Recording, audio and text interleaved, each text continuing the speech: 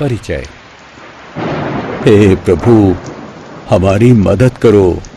क्या हुआ दादाजी? आप इतनी उदास क्यों लग रहे हो? अरे बच्चों, पृथ्वी पर तूफान और चक्रवात बराबर आते रहते हैं और चारों तरफ तबाही मचाते हैं। अच्छा मुझे बताओ, क्या तुम चक्रवात के बारे में जानते हो?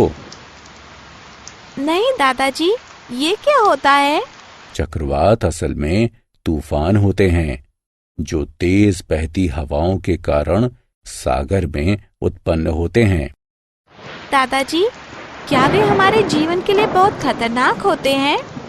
हाँ बच्चों, अक्टूबर 1999 में उड़ीसा में 2 बार चक्रवात आए थे जिनमें हवा की गति 200 और 260 किलोमीटर प्रति घंटा थी। बहुत से लोग मारे गए और बहुत से बेघर हो गए थे।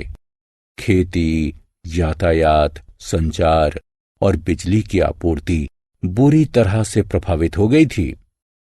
दादाजी, मेरी समझ से हमें इसकी और जानकारी लेनी चाहिए। तुम ठीक कहती हो राधिका, मैं भी इसके बारे में जानने को उत्सुक हूँ। तो आओ बच्चों, अपने इस पाठ के अंदर हम तूफान और चक्रवात की विस्तार से चर्चा करें।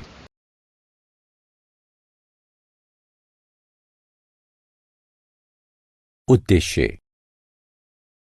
इस पाठ के अंत में आप निम्न करने में सक्षम हो जाएंगे: हवा को परिभाषित करना, वायुदाब की व्याख्या करना, हमारे दैनिक जीवन में वायुदाब के उपयोग को समझना, दुनिया भर में पवन के संचार को समझना, मॉनसूनी पवन, तड़ित झंझा यानी गरज के साथ बरसात, चक्रवात और बवंडर यानी टॉर्नेडो की व्याख्या करना, चक्रवातों और उन पर नियंत्रण के लिए सुरक्षा के उपायों पर चर्चा करना।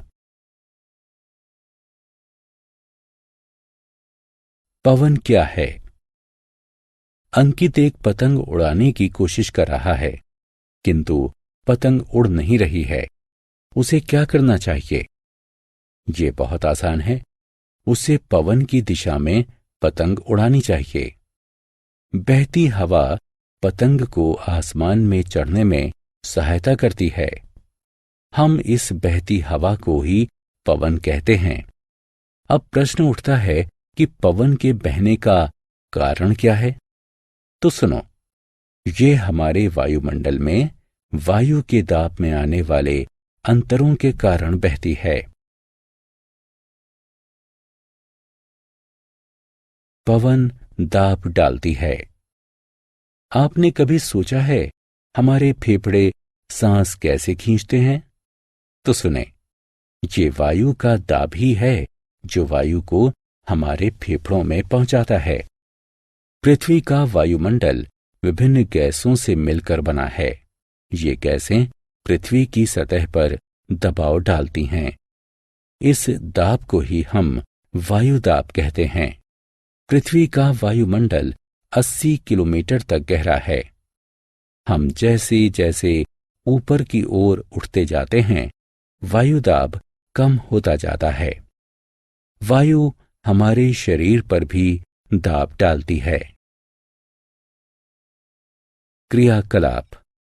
आइए, यह सिद्ध करने के लिए वायु दाब डालती है, हम एक क्रियाकलाप करें। एक टिन के एक डिब्बे में आधे तक पानी भरकर इसे बर्नर पर गर्म करें। जब पानी गर्म होना शुरू करे तो आग को बंद कर दें और टिन के डिब्बे पर तुरंत एक ढक्कन डाल दें। फिर उस डिब्बे को सावधानी पूर्वक एक वॉश बेसिन में रखें और उस पर पानी टूंटी से पानी खोलें। आप क्या देखते हैं? डिब्बे का आकार विकृत हो जाता है। क्या आप जानते हैं ऐसा क्यों होता है? डिब्बे पर पानी उड़ेलने से उसके अंदर जमी भाप अंदर की वायु को थोड़ा कम कर देती है। इसका अर्थ है कि डिब्बे के बाह्य वायुदाब से भीतर का वायुदाब घटता है। परिणाम स्वरूप डिब्बा विकृत हो जाता है। इस तरह आपने जाना कि वायु दाब डालती है।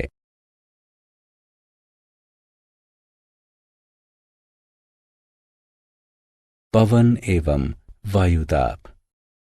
क्या आप जानते हैं कि तेज गति से बहती हवा घरों की कमजोर छतों को उड़ा सकती है? वायु के तेज गति से बहने के समय वायुदाब कम रहता है। आइए इसे एक क्रियाकलाप से समझें। कागज का एक टुकड़ा लें और इसे मरोड़कर एक गेंद बनाएं। अब शीशे की एक खाली बोतल लें और कागज की उस गेंद को इसके ठीक मुंह के अंदर रख दें। गेंद पर फूंक मार दें। इसे अंदर ढकेलने का प्रयास करें और अब गौर से देखें, कागज की ये गेंद बोतल के भीतर नहीं जा रही। क्या आप जानते हैं कि ऐसा क्यों हुआ? वास्तव में जब हम बोतल के मुंह में फूंक मारते हैं तो मुंह के आसपास की वायु की गति तेज होती है। इससे वहां के दाब में कमी आ जाती है। बोतल के भीतर का वायुदाब उसके नजदीक के वायुदाब से ज्यादा होता है। जब हम गेंद को भीतर ले जाने के लिए उस पर फूंक मारते हैं तो बोतल के भीतर की वायु गेंद को बाहर धकेलती है। इस तरह बच्चों, हमने जाना कि वायु के तेज गति से बहने के समय वायुदाब कम रहता है।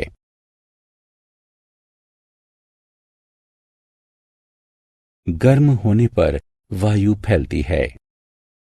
क्या आप बता सकते हैं कि धुआं हमेशा ऊपर ही क्यों उठता है? आइए एक साधारण क्रियाकलाप से इसका उत्तर जानें। लकड़ी की एक छड़ी लें और इसके बीच में एक धागा बांधें। फिर कागज के समान आकार के दो थैले लें और उन्हें लकड़ी की छड़ों के दोनों सिरों पर उल्टा लटकाएं। छड़ी को एक धागे से पकड़ें और एक थैले के नीचे एक मोमबत्ती जलाएं। हम देखते हैं कि दोनों थैलों का संतुलन गड़बड़ा जाता है।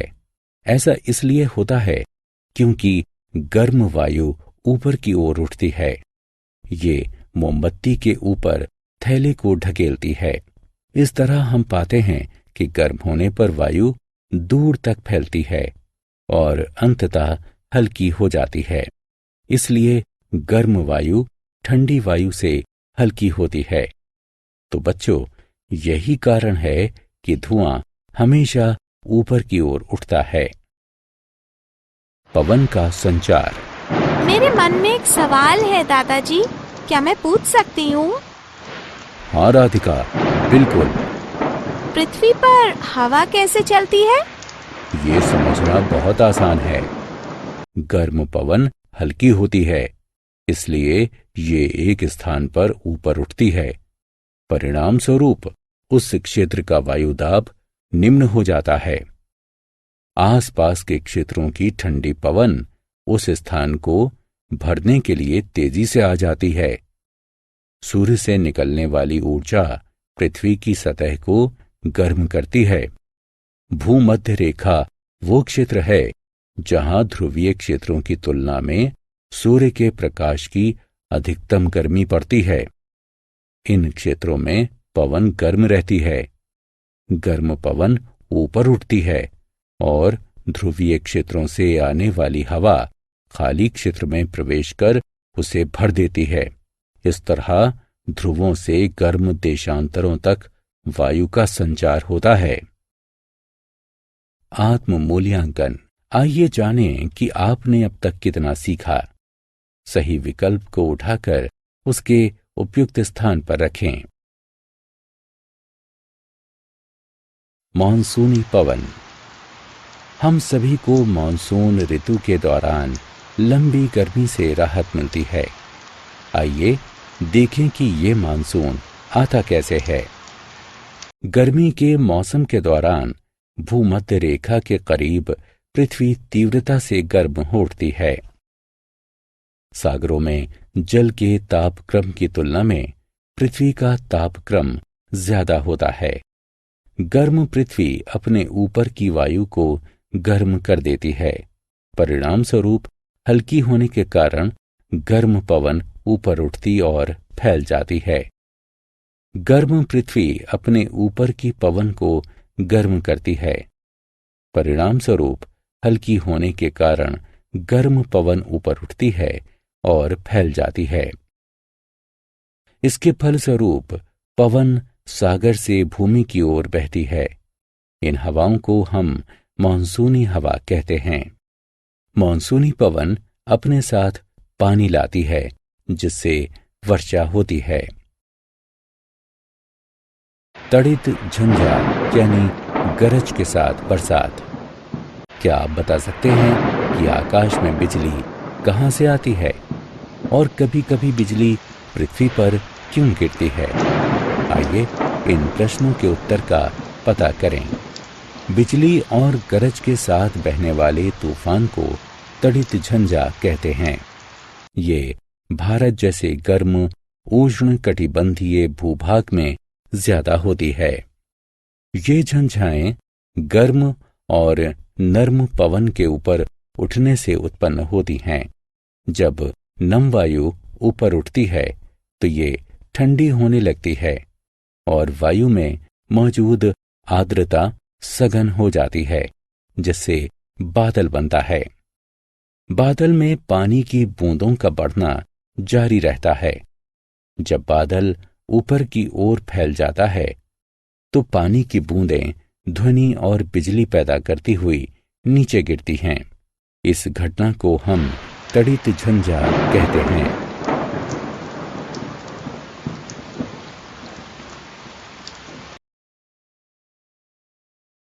चक्रवात। आपने चक्रवात के बारे में अवश्य सुना होगा। चक्रवात किसी निम्न वायुदाब के केंद्रीय क्षेत्र में तेजी से बहने वाली चक्कर काटती वायु के कारण उत्पन्न होने वाले घूमते हुए विशाल तूफान होते हैं। हम जानते हैं कि तड़ित झंझावात कैसे उत्पन्न होते हैं। अब आइए देखें कि ये चक्रवात कैसे बन जाता है। चक्रवात गर्म सागरों के ऊपर बनते हैं। गर्म सागर भी अपने ऊपर की वायु को गर्म करता है। जब नम वायु उठती है तो ये ठंडी हो जाती है और बादल का निर्माण करती है। सागर पर बना वायुदाब बादलों को खींचना शुरू करता है और पृथ्वी के घूर्णन के कारण बादल घूर्णन करने लगते हैं। इन बादलों का बढ़ना जारी रहता है और वे पहले की अपेक्षा अधिक घूर्णन करना शुरू कर देते हैं। घूमती वायु तेजी से घूमने लगती है, जिससे एक विशाल चक्र बनता है, जिसका आकार 2000 किलोमीटर तक हो सकता है। झंझावात का केंद्र शांत होता है। इसे तूफान का नेत्र कहते हैं। चक्रवात उत्पन्न होने के बाद चलना शुरू कर देता है। चक्रवात अति विनाशकारी होते हैं। ये पानी को 3 से 12 मीटर ऊंचाई तक ले जा सकता है। परिणाम स्वरूप पानी निचले तटवर्ती क्षेत्रों में प्रवेश करता है, जिससे जीवन और संपत्ति का भारी नुकसान हो सकता है। इसके कारण भयंकर बाढ़ें भी आया करती हैं। फलस्वरूप किसी स्थान की मिट्टी की उर्वरता भी कम हो सकती है। आज उपग्रहों और रडारों की सहायता से चक्रवातों की निगरानी की जाती है। टॉर्नेडो। टॉर्नेडो कीप के आकार का वायु का एक भयंकर बादल होता है, जो आकाश से पृथ्वी पर आता है। तेज टॉर्नेडो से भयंकर तबाही हो सकती है। ये बड़े भवनों को उड़ा सकता है, पेड़ों को उखाड़ सकता है और गाड़ियों को घुमाता हुआ दूर तक ले जा सकता है। टॉर्नेडो चक्रवातों के भीतर उत्पन्न हो सकते हैं। भारत के पश्चिमी तट की तुलना में पूर्वी तट में चक्रवात ज्यादा आते हैं।